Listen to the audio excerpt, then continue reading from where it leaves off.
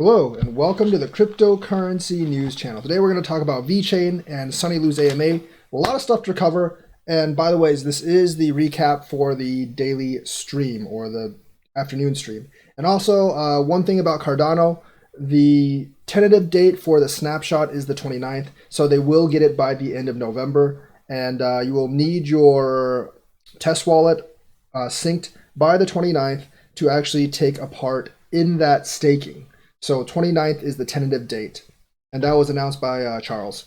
And about VET, now, there's a lot of information to digest this time around, and we're just going to go through them. There's a 3 ecosystem in place in San Marino. So there's the sustainability development, and that's the SDG. That's the blockchain ecosystem. There's the blockchain ecosystem, and that is to attract newer startups to actually develop on the blockchain. And that's basically for startups in San Marino. For those of you who don't know what San Marino is, it is a landlocked country in the middle of Italy, has about 35,000 people. I'm guessing it's probably just like kind of a test bed for further development in bigger areas. And then there's also the San Marino Innovation Token, which is on the Vechain blockchain. And that's also an SDG platform. And that's designed to be a value carrier, and it's going to be used as a settlement coin for logistics finance. So supply chain finance, that's actually going to take care of that for the settlement token. And that I can see like a really, really big use case in the future. So the MOU has been finished, and they're going to launch everything in Q2 of 2020. So that is the big date for all the San Marino stuff. I don't expect hundreds of millions of transactions coming through this because it is San Marino. It's a very, very small country, 35,000 people in total. Probably kind of like the size of like a really large apartment building in New York. So not going to be huge, but it's going to be like a very good test run maybe for bigger projects, and also like to see if it can work at some scale and launching this giant ecosystem that could actually be launched in other Italian municipalities maybe in the future.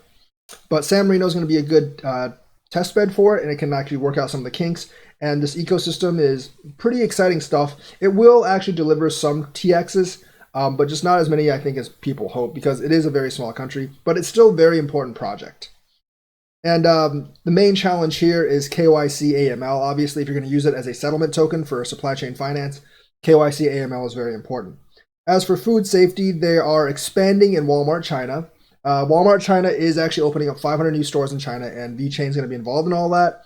They want to track, I think they said 50% of all meats, 40% of all vegetables, and 15% of all seafood by the end of 2020 in Walmart China. So that's going to be pretty big, especially if they're going to open up 500 more stores within China itself. Hopefully, Sunny also did say hopefully they'll work on the global platform as well, but no promises on that. As for the Smirnoff stuff, the Diageo stuff, the collectible bottles pilot has been finished. It was a pretty big success, and now they're in discussions for further collaboration and distribution for their other products. That's going to be a very slow rollout, by the ways. The Shanghai Gas partnership, that was a partnership where they sold IoT devices to help supply chain management along with the blockchain itself. Sunny said that to get to full adoption will take 3+ years. In fact, all these partnerships, to get to real full adoption, they're expecting a multi-year process. It's not going to be something that flips on the light and just comes on tomorrow. That's just not how these things work. Obstacles, obviously, KYC, AML, regulations, and working with the government itself.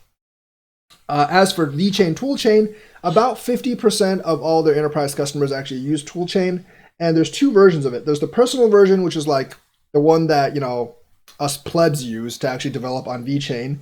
And then there's the developers version, and that's more for enterprises, that has more tools and it has more options, which basically allow companies like Walmart China, like Shanghai Gas, to actually develop enterprise applications on Vechain. So, and the developers version, DNVGL, PwC, they're heavily involved in to help enterprises develop their own tools on Vechain for adoption of Vechain. As for vaccine tracking, Sunny said that's going to take a very, very long time because you're dealing with the Chinese government for one, and you're also dealing with a lot of medical regulations. So that's not something that's just going to we had hoped that it's going to be countrywide. It's going to be ginormously huge in 2020. That's not what's going to happen. There's still a whole bunch of regulations and a whole bunch of check marks. They have to like dot those I's and cross those T's. So that's going to be a very long process. A little bit of news about Vinci, which is like the luxury handbag thing of Louis Vuitton. They started with Vinci in 2016, and by the way, Vinci is actually paying them both for the software, and the Vitho burn. So Sunny actually refuted Jason Rockwood's statement that they're just giving away Vitho for free. The Vitho companies are actually paying for the software that they're actually giving these companies. They're actually giving or selling these companies. They come at a very heavily discounted price, especially for like beta tests and blockchain enterprise and beta tests and pilots. So after they actually roll out in production, then they really start paying them like Vinci does. So Vinci actually started in 2016, and now in 2019, they have taken over 100% of their leather goods, and they're trying to expand into sneakers after that. So that's really, really cool. But as you can see, it took them 3 years to take over 100% of their leather-based products, and to expand into all their products, it's probably just going to take just as long, if not longer. H&M, they're still working with them, but their first SKU took 14 months on H&M. So they've expanded to more now, but it's a very long process as well with H&M, and they're a big enterprise. As for white paper, it's going to be for 2.0, it's going to be delivered by the end of the year, or as Sunny actually said on the AMA, if it is not delivered by the end of the year, then someone's going to die. There is a secret big enterprise that is supposed to have millions of transactions per day on their partners list. He couldn't say who it was because like, oh, damn, I can't tell you right now because we have some kind of like NDA or whatever. We don't know who it is, but hopefully it actually comes on next year. It is not McDonald's. That's what we do know, because Vechain, basically like their team just ate at like some random McDonald's one morning, and then they took a team picture like outside, like, and the McDonald's was in the background, and some dude online said, "Oh my gosh, they took a picture in front of McDonald's. They must have a partnership with McDonald's." Vechain has never said they actually have a partnership with McDonald's. That's just by some random dude on Twitter online. So that is absolutely 100% not true. And Sunny actually shot that down as AMA. He's like, yeah, we don't actually have a partnership with McDonald's. I just like send some random dude making stuff up online because we had breakfast at McDonald's that morning or whatever. So that's not true. So we know it's not McDonald's, but we don't know who the enterprise is. As for Vitho burn rate, which is very, very interesting to us, he said it was going to be the transaction level for next year, for 2020, is going to be 5 to 10 times what 2019 is. I still don't think that's quite enough to get past that hump where the Vitho burn is going to be putting pressure on the price, but that actually might be there. That actually might be getting close by the end of 2020. So we have at least another year to go before utility kicks in, maybe longer, to actually affect price. About the hybrid chain stuff with IBM or someone else, that was actually mentioned in the AMA, but there is no agreement or contract right now to actually work with IBM or anyone else on this hybrid chain.